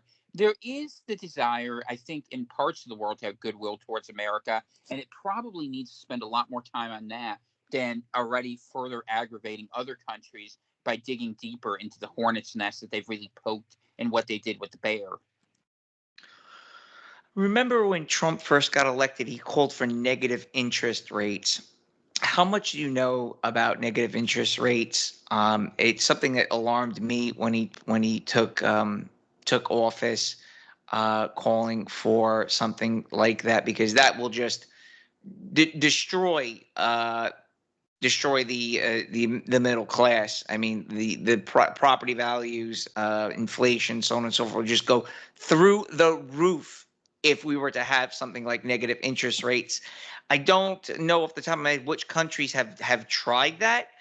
Do you know anything about negative interest rates, Japan Tom? has played with it a little bit. Yeah, just to lay out the logic of it. The theory of negative interest rates is that what you try to do is you put money out there with the idea, like Keynesians would, that you want to push spending. And negative interest rates punish people for holding money. So the thought is that with negative interest rates, you would have greater consumption. And a lot of people who are UBI, Universal Basic Income advocates, support this because they say that, well, that way you have a functional economy because money being fiat has no intrinsic value. We all know this. And, we could we could go down the long Ron Paul rabbit hole of all these problems if we wanted to. But whenever it's been tried, you are right. It destroys wealth. It allows for no stay of wealth. And this is sort of a World Economic Forum dream, if you think about it, where there would be no assets except really the assets held by the bank. And by having negative interest rates, they basically take your earnings and directly collateralize them into the properties that you would no longer be able to hold because they would lose value at some point. Now, I know you're just talking about money, but the way it kind of works about where people look for stay of value and how things lose value because you can't hold money, that the amount you charge for things will have to go down, and therefore the control you have and the value you can accumulate would actually decrease. So the bottom would be pulled up just a little bit. You'd have a slightly higher floor in exchange for chopping off, or basically chopping down the ladder to prosperity. That being said, they may go forward with this at some point because with automation, you have the problem that a lot of people who were in that middle to upper class bracket in administrative services are going to lose their jobs because they're just redundant. And while you could say we'll pay the price for that, because we live in a competitive environment, and specifically for the United States, because the dollar is losing its competitive edge, what we will see probably is that other countries, as they adopt these more efficient motors, will not want to trade for dollars, and it will exacerbate the problem that the U.S. is facing. So it really can't take that route. If it wants to reindustrialize, which it could, it still has the problem of all these people. And the idea of having a bunch of poor people, as opposed to the idea of having a middle class that might be more capable of revolting, is something that, how should I say, totalitarian thinkers through the ages have found to be rather effective. People who are worried about their next meal generally are not actually the ones who revolt. To actually have a revolt, you have to have a degree of prosperity. And for a system that a lot of people would find a lower standard of living than they had previously, at least for a period until they have the population sort of imbalance to consumption solved, and especially for the United States, where our consumption has been artificially induced to keep the dollar valuable to a point which is actually unhealthy. You have this difficult knot you need to untangle that really is more of a problem for banking, but that will be blamed on the politicians because people think that the structural actions of the state make a big difference with that. And you really can't change that unless you change the way money works. And perhaps if you have something like cold fusion, or maybe really plentiful cheap nuclear power, you could mitigate some of those effects. I think it's smart that both the US and Europe are investing heavily into nuclear, but it's going to be a systemic problem. And it's been one that people at those meetings in Basel and Davos and all those places have been talking about for 20 years. COVID let them put some things in. And as we see the move towards digital money, and in the same vein, you're talking about negative interest rates, the idea that, certificates of exchange would lose value if not spent in a certain amount of time, which will probably be a two-tiered system of money at first before it becomes a one-tiered system, just like they did with the gold and reserve notes and the Federal Reserve notes. I would expect to see those things coming forward because we already see banking systems being beta tested for the capacity to handle this sort of functionality. Well, I actually think COVID was a very a grand scale beta test. Whether they wanted to see how far they can actually push it, that push the beta test, see what poking and pronging, see how the general public would react to something like this. Like, oh, they're running out and getting toilet paper. Interesting. Didn't see that coming. How many people would line up to show documentation to the National Guard when they get off an airplane? Oh wow! Look, most of the people that boarded the airplane got off did show proof of where their next destination was. I didn't fall for any of that. I was on a few flights out of the United States during COVID, and when the flight attendant gave me uh, I don't know. I forgot what documents they gave me, but I literally just crumpled them up. When I got off the airplane, I told the National Guard, "Oh, I'm just going to the next terminal for my connecting flight." They were like, "Okay, no problem, goodbye." And everyone else was lined up to show them their. We were getting off the plane. The people that were getting off the plane arrived to their final destination. They had to show proof, right? And it Mm-hmm. wasn't necessary to show proof. You can actually just walk around the National Guard because they are not law enforcement. And so many people just abide by whatever the flight attendant had given them this paperwork, filled it out, so on and so forth. Have you been in contact with someone that had COVID for the past 2 weeks? Have you quarantined? So it was kind of like this type of paperwork. And I thought that was really interesting that so many people don't actually know their rights, that National Guardsmen are not law enforcement.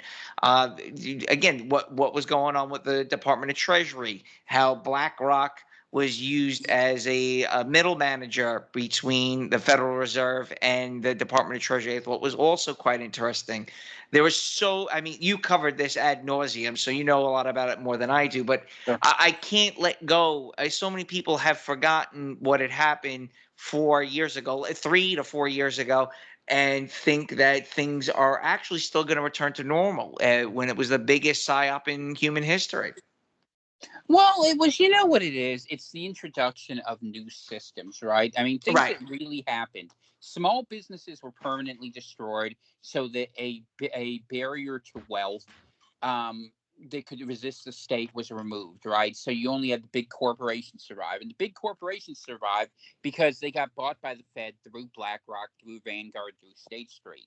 And that the American people are now invested indirectly as shareholders because that's where the BlackRock money comes from.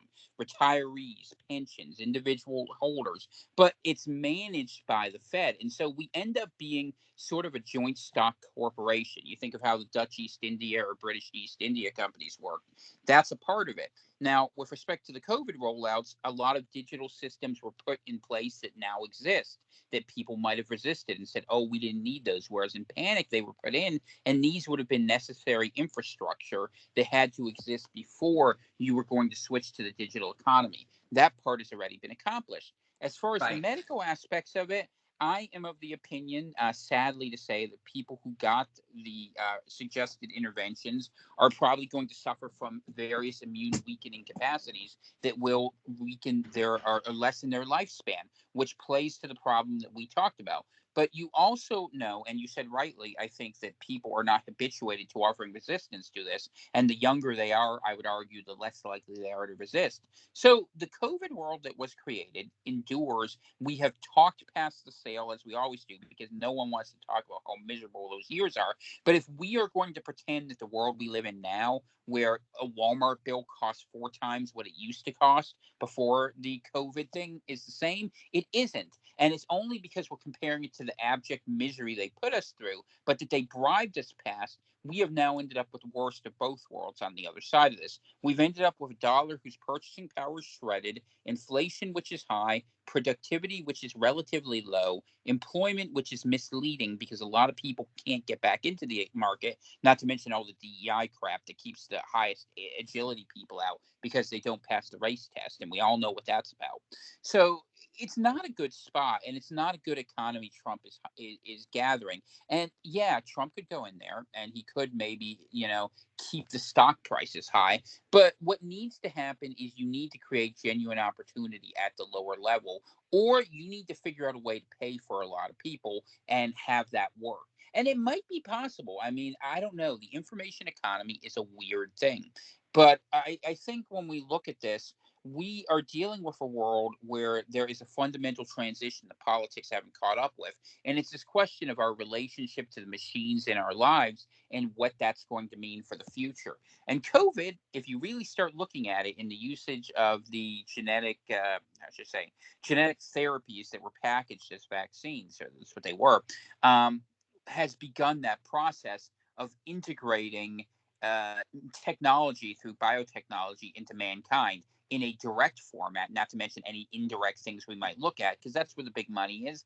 And that's where the big players are going to play, and where America, if something very big doesn't happen, will probably go, tempted by the idea that longevity, comfort, and all these can be accomplished. And maybe that solves a problem on the other end, because maybe at some point it reduces consumption, assuming people want to go along with this. People who are my age, your age, may not choose to do so. But people who are young and who are indoctrinated to this might go along with this as quote unquote the new normal.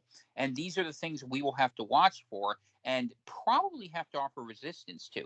I do think this is going to be a tumultuous decade. I do think wars are going to pop up either way. Borders that are irrational are going to change. And I think that America is going to have to deal with its immigration issue, both in terms of bringing in unskilled labor who has no point in being. Oh, you dropped out. I lost you. Can you hear me? There you are. Back. Sorry. Okay. Sorry about that. So I was going to say the other issue they're going to have to deal with is immigration. And there's two parts to this. They've been importing low skill immigration because it allows for certain voting habits, we understand, demographic replacement, which creates a more passive population, and that allows cultural conflict to be between the lower class rather than the lower class against the higher class. It also brings in high skill labor, which makes up for the fact that the American education system is broken and has become nothing more than a debt factory, sustaining the debt of the country into sustaining major banks rather than actually educating children to anything useful. So we're using the investments of other countries to bring people in here, not investing in our own youth, not investing in our own future, and doing incredible cultural damage. So these are things that have to be dealt with. And Trump, has talked at times about things like repatriation. Or, you mentioned Eisenhower. Eisenhower's solution to the problem was actually a pretty good one. He sent them all back. Operation Wetback. You're not allowed to say that, but that's what they called it in time. And Mhm. we're going to have to look at things like that because the people we have are not the people we need, and figuring out ways to change that, which I know the left already thinks about, is something the right is going to have to do. And the right is going to have to think about collectivism in a way it hasn't been willing to up to this point, or there's no game at all. Well, I think the problem with the current right side of politics is the individualism aspect of Americanism, where it's don't tread on me. You have all these various religious groups. And again, it's similar to the left, where there's all these different factions and stuff, but they're unable to work as a um, uh, kind of like a civil organization where they come together, put their differences aside, and kind of push forward. And I think that's kind of the whole thing, where it's just a two-party system. You don't necessarily have the parliamentary system as you do in Europe. But I don't necessarily think that anything will come of it, because again, everyone's in each is to their own, go along to get along, so on and so forth. Where I as long as there's bread on the table, I don't see anything coming to fruition as far as some type of massive uprising. The only massive uprising we do get it tends to come from the left, um, and Well, I don't that's think that it's bread unfortunate. on the table at this point, right? It's entertainment on the screen. I think people have proven in the United States we're willing to eat plastic so long as we can be sufficiently entertained. And that's been the American model. And frankly, it's been a successful model of cultural domination that has worked, because as long as you don't make reality touch fantasy, and as long as fantasy can endure and people think fantasy is something still worth defending, greater than a Right. reality that they want to reclaim. I think you're right. I think that they can hold on a lot longer than people think.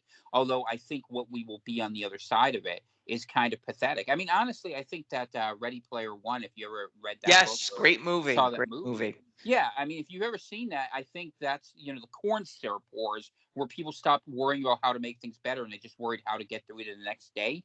I think we're closing in on that, to be honest Yeah. with you. Right. And the outside world is so horrible, you might as well just stay home and play video games. I tell you, I mean, if you're sufficiently entertained by it, I mean, they really are making a mistake in ruining the gaming industry, man. Yep. Too many people are going to pay attention. I mean, this is short-sighted of them. If there were people, this is probably one of the better arguments against a grand conspiracy, or at least against the idea that they're smart. If they were as smart and diabolical as we kind of paint them out to be sometimes on the right, what they would do is they would make better games that were more immersive, so people would pay even less attention, Yep. rather than trying to DEI them up. But they're not really smart. They're just kind of lucky, and they have a system where they've inherited the ability to have access to a lot more funds and resources. And the right just doesn't do that, because fundamentally what the right wants is to be left alone. So, I had this argument with Kurt Doolittle the other day, actually, and I was just He's saying, still what alive? he's He's still still kicking alive. around, that guy? He's still yeah, we ended up on a Twitter space with my friend Ian Malcolm 84, which was pretty interesting. It went like 3 hours. It was crazy. You should listen to it. You'd enjoy it. But what ended up happening was he was saying, why doesn't the right do the long march through the institutions? And I basically said to him, because we hate institutions.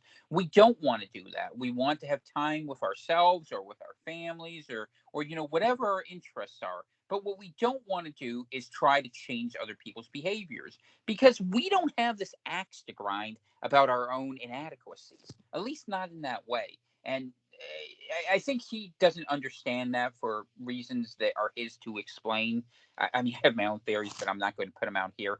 History argues those. But I mean, and he's an economics guy, and he looks at things as numbers. But I'm a culture guy, and I look at people being motivated by something deeper. And I think if they give us enough distractions, people will go for it. And that's what Trump is. Trump is a lovely distraction to exactly the right kind of person who could, under the right circumstances, potentially be a small threat to the state. And so we are given Trump, and we are given this situation. But if we don't do something, what's going to happen is we are going to fall into a neo-medieval era where we are going to live in a comfortable, but how should I say, spiritually empty sort of material mere sustainability. I think, but other things could intervene, and the overreach of our own government, in one sense, is actually useful against them because the mistakes they're making are forcing people who would otherwise not pay attention to pay attention. And that's why I think, honestly, if we kind of end up into a fight before we go into the sort of technological human zoo view that some people have, that would maybe not be the worst thing in the world. But yeah, things are changing in ways that are very hard to predict. And this week specifically, if we buy the idea that Trump was supposed to go away, Trump now is a wild card. And I would rather live in an unpredictable future than one that's going to be dismal. Okay, so then circling back to the jabs, a lot of things that both you and I predicted have not come to fruition, and it seems that we picked up where we somewhat left off in 2019, just at an accelerated pace, especially when it comes to DEI. Obviously, woke, the what is it, bio-Leninism that's been permeating across the United States. I don't. I feel as if that COVID again was a beta test. Um, a lot of things that we were discussing did not come to fruition, and where we are now is just an accelerated point from 2019. And the Biden administration has certainly accelerated the decline of the United States, and this whole managing the decline seems to be working quite well, all things considered. My concern with inflation now, going with the economy with inflation, is who benefits from inflation. It's those who have an obscene amount of money. So paying parking tickets, driving Teslas, owning large homes. Like when you have so much money and prices continue to rise, it doesn't necessarily hurt you as much. And you're seeing more and more homeless people and more destitute individuals walking around the streets. How do you manage such a large swath of the population that have no means of taking care of themselves? Well, that's the question, isn't it? And the answer is, I mean, I don't know. Marie Antoinette said, "Let them eat cake," and Nero Right. fiddled, and that seems to be maybe what they'll do. They leave us to fend for themselves, and areas are gentrified. Private security force happens. Maybe it ends up looking like Brazil, where you Okay, but have. let's go so to Brazil. The government necessarily doesn't reach in and puts this nanny state on top of the homeless population or the ones that are living in flavas.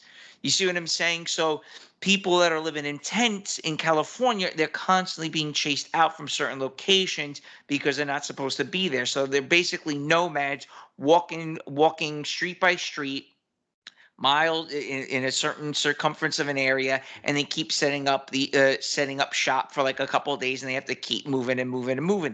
Eventually, when you have so many of these people, how do you stop them from just building homes in a park or something like that? You know what I mean? Because Well, the it thing is, didn't that I don't basically really. happen in Texas, where there's like whole cities that exist of basically illegal migrants outside Houston, where they're basically doing that, and people figured that's like the least bad Yeah, but thing. I that's mean, for and them. they're not That's even not for you as a Shanghai. taxpayer. You see what I'm saying? They're not in Yeah. the system, therefore they're able to get away with it. People that are already in the system with a social security number, they can't do those type of things. They're being shot at by Back to Blue or something like. You know what I mean? So Well, I mean, if your argument is that we have an injustice where immigrants will be treated differently than citizens, and citizens will actually have more responsibilities and functionally fewer rights, at least on the economic it's like a scale, Saul that Alinsky. You let them play by their own rules.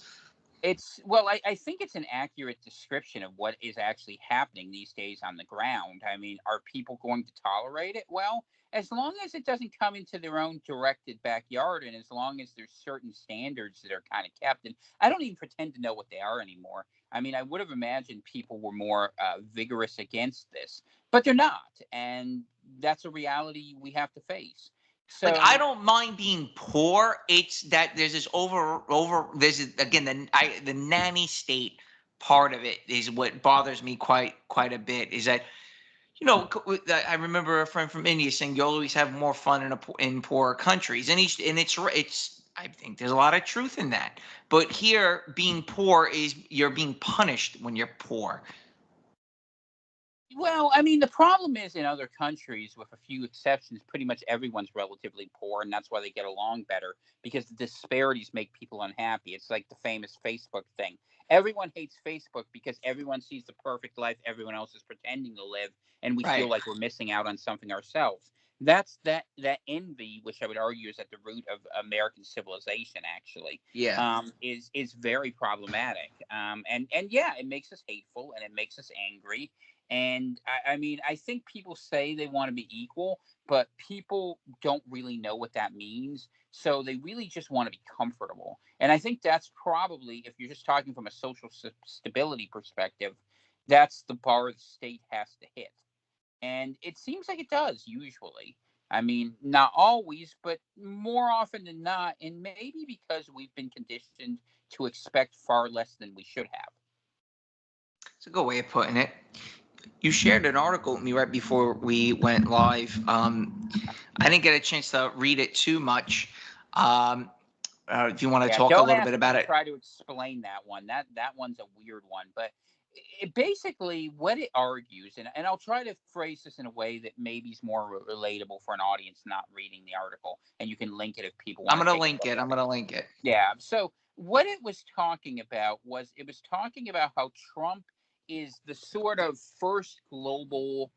He's like an easel on which you can make your own memes. And he keeps coming back because we keep painting him, and he's fluid enough to play into it. For instance, when he gets up and raises his fist, it's like a Rocky Four type moment, right? If you're old enough Yes. to appreciate that. There's Or already listen. There's already t-shirts made for what happened less than 48 hours ago. well, sure. I mean, that's the American way, monetized to death, right? So, but when you look at Trump as a figure, what he ends up being able to be is he ends up being a focal point for the attention of the world. And like I was reading something over on Poll last night. It was a Brazilian saying thanks to the Burger Bros for all the craziness that keeps us entertained. And you were talking about how war has shifted out of the space where we can have kinetic conflict because everyone sees everything. So there's no surprises and there's no willingness for mass mobilization. So all warfare has become psychological, it has become informational, and Trump has a unique ability to galvanize this as a lightning rod that takes advantage of the fact that America is always the center of the world's attention. And so Yeah. he ends up playing the ringmaster to the world in a lot of ways. And that ringmaster capacity that he has is really what makes him an interesting character that keeps coming back. Now, in the context of the article which I had sent you, the person who is talking about this spends a lot more time talking about how we are heading into a future where we will see sort of a mimetic envisioning actually create reality. What they actually say is that patterns, and this is nothing that doesn't even go back to Plato, patterns go back to this idea that there is a universal form of things. And when things fit into that universal form, people themselves become avatars of bigger concepts. And you get up into sort of weird esoterica out of it. But the short version is when you can be the vision to someone else of what they imagine, your ability to influence others and to impact the world really changes, evolves, and develops. And there's a really interesting sort of law of attraction type implications of this that are actually consistent with Christian teachings if you study the gospel.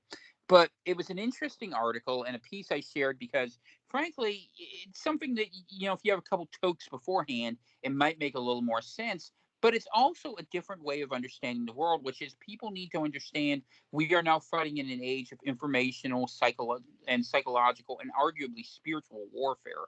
And as we see the battle of the mind to shape normalcy be what determines the future, Trump has played a large role in this. And I would argue, and I think that the author of the art piece would agree with this, that Trump's import is not because of what he does. It's in spite of what he does. It's because of who he is and how people can write themselves onto him in terms of what Yeah. they want to believe. And for the state and for the system, that's a very powerful tool that we have to be very careful to make sure it isn't misused. And that those of us who are in the position of maybe having backed him once or maybe still backing him have to be demanding in terms of seeing that used to a good outcome, because his own instincts are far less important than his image.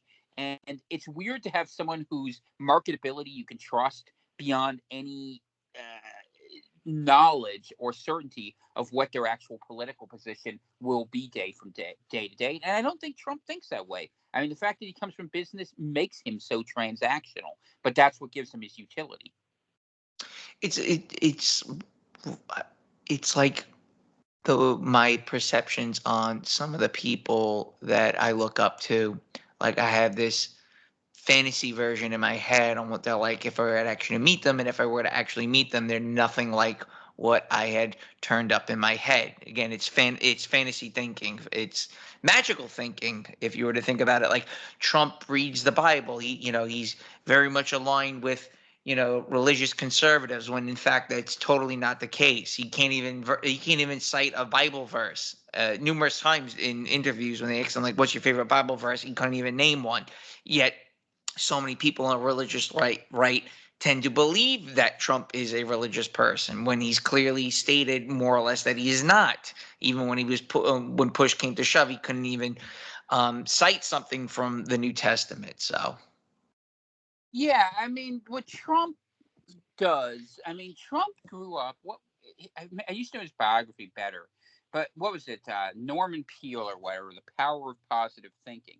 Trump is the ultimate marketer, and he. I mean, honestly, he'd make a great televangelist in a lot of ways. I mean, because he understands the way to get people to support him, but he's not someone who, at least in terms of how he chooses to expose himself to the world, he doesn't come off as someone who is philosophically very deep. That he is looking, he's extroverted, he's outward oriented. I mean, I'm a big believer in MBTI. I like Jung's work. I like looking at Myers Briggs. I think it's a useful metric. I know the agency uses it, and a lot of other very smart people use it. I recommend it as a way of understanding how people act relationally. Trump is always going to do that, but it's like the limitations of it. And the problem with Trump is good as an entertainer, but when you make him into a messiah, it ends up right. being a false religion, and that's the temptation people fall for, myself included, by the way, to some extent. I helped him a lot in 2015, in 2016, back when I was able to write onto his canvas a story that is different than the one that actually played out. So that's something a lot of us deal with Trump. But I mean, in the one hand, it has its limits, but on the other hand, it is interesting, and it's something we will keep an eye on. But I think that I mean, it's a weird time, right? Reality is so artificial. What we believe is based upon what we read on screens. We interact less with one another. We have algorithms that are more intelligent on anticipating what we want, and that we are separated and segregated into groups by our own thinking. So having a clear vision of what's happening out there becomes very difficult when the box we have around us becomes ever more snug, like a blanket. And at some point, it's a straitjacket that's so comfortable we can't escape it. And that's kind of the weirdness of the time. Well, listen, I appreciate you coming on, Tom. What are your plans as far as writing new books, podcasting? Is there anything that you plan on doing in the near future that my listeners should be aware of? Because you've wax and waned with being on YouTube. You turn your channel off, you turn it back on. Oh, they You know, turned you it off. I didn't turn it off that time. They turned it off. That was So, me. like, what? How do people get in touch with you? How do we follow you? Follow you these days? Well, you wait till I pop up on your show. No. I've been regularly guesting on Kanaz Filan's excellent effort, East Meets West. You can find that. You can find me on Twitter. I'm pretty reliable to find on there at Tom Kaczynski, KAWCZYNSKI. Same with the with Telegram. If you'd rather find me there, if that goes down. The truth is, I don't know what's next. I mean, I've been starting to teach myself Koine Greek. Because I'm trying to reread the Bible because I think that someone misinterpreted the New Testament a little bit, and I'm reading Paul in the Greek, which helps. Because what I'm really interested in is what's on the inside, what determines reality, and that's something I share with people. I mean, I'm still definitely interested, like I talked about in the first section of this, going down to Argentina. If I could get a whole clan down there, I'd get a lot more involved. But it's something where a lot of people are scared to go beyond what's familiar, and I understand that. I respect that. In terms of what I'm going to write in terms of books, I mean, I have 3 outlines sitting in front of me, and Dana, that's my wife, keeps asking me, when am I going to write one? But it's like, I've said what people need to hear, and the things I want to discuss are stuff that, frankly, 95% of people couldn't understand. And of the 5% who could understand, I think 90% wouldn't find interesting. So what I Right. actually like to do is these days I've been guesting a lot more, going around to other shows. And if I could do it, I wouldn't mind having a somewhat regular podcast working with someone because I hate doing the back end stuff. And credit to you and everyone out there who does this. There's a lot of post production work or pre production, depending on what it is. Or maybe I'm just too old to work with tech. But I mean, the world is bigger on the inside than the outside, I think. And I'm pretty self contained to live in there. But every now and then, friends who get to know me come knocking, and I'm always happy to come talk. So that's kind of how I approach it. I'm past the get off my lawn part, and I'm like, okay, I'll buy the Girl Scout cookies. That's kind of where I am in my life, and I'm okay with that. You'll entertain the Jehovah's Witnesses, is what you're telling me? Oh, no, I'm not. Well, you know what? If you really ever want to get deep into it, we could. But I mean, honestly, I think that if you study the first century of Christianity and you study what Jesus was talking about and compare it to the church that's emergent, not to get into the theology of it, but they were looking at something that's radically different. And to understand that, you have to understand the worldview. And like the piece you're sharing here about Trump as sort of a hyper symbol, what you begin to understand if you study enough, and this is actually proven true by physics, is the future shapes the past as much as the past shapes the future. So being a well-rounded, intelligent individual who understands the origins of things and doesn't accept just a simple thing saying blaming one group or one feature, you can see the world much deeper because people see the world that way. And the more threads you can weave together at once, that's how you become a storyteller that can actually shape the world. So if I write again, one of my better friends has been arguing I should write fiction because it's the universality of those stories that give it meaning and purpose. And we need some stories to be told, I think, that are hopeful beyond sort of the difficult things here that remind us of what it means to be human in a world that we are making incredibly less so each day. Well, it's well said, Tom. Don't forget, I still got that book on China's. What the hell? Hang on, wait, Oh, let me you want to get it. talk about the Taiping Rebellion? You want to Yes, talk man. about the Oh my time of the God, I have Christian 2 Messiah? books on it. I want to cover Question it of who? so bad. You know what? I will. I owe you that because I actually find it very, very fascinating, and people don't realize it's such a weird event. I am just I not a know. scholar of Chinese history, so I feel bad touching it. It's But I mean, crazy. What it is happened there? What fascinating. happened there was just absolutely fucking nuts, man. That happens a lot, though. I mean, if you apocalyptic, movements are pretty common. And I will make a prediction, actually. Given the failure of existing religious models in a lot of ways, I would argue to kind of connect to people meaningfully where they are, we're going to see some weird cults come out in the near future. I don't know Just so, what they're going to be. just to let So the listeners know what we're talking about, I got 2 books here. One is called God's Chinese Son. That's the book me and Tom both have. I have not read it. It's by Jonathan D. Spence. And I have another one here you should check out. It's called The Devil's Soldier. It's about a missionary mercenary called the Devil Soldier, the American Soldier of Fortune who became a god in China by Caleb Carr. So I have 2 books on the topic that I definitely would like to cover with you because I know you have Tens of the millions one of book. people die in a war in China about a person who said he was the second coming of Jesus Christ or his brother. The story changed, and it actually ends with everyone eating grass because he said it would be biblical manna that would save them while they were being overrun by the emperor. But the interesting thing with that story, for people who don't know it, the only reason the Chinese state survived against this was because the British and French stopped the guy. Yep.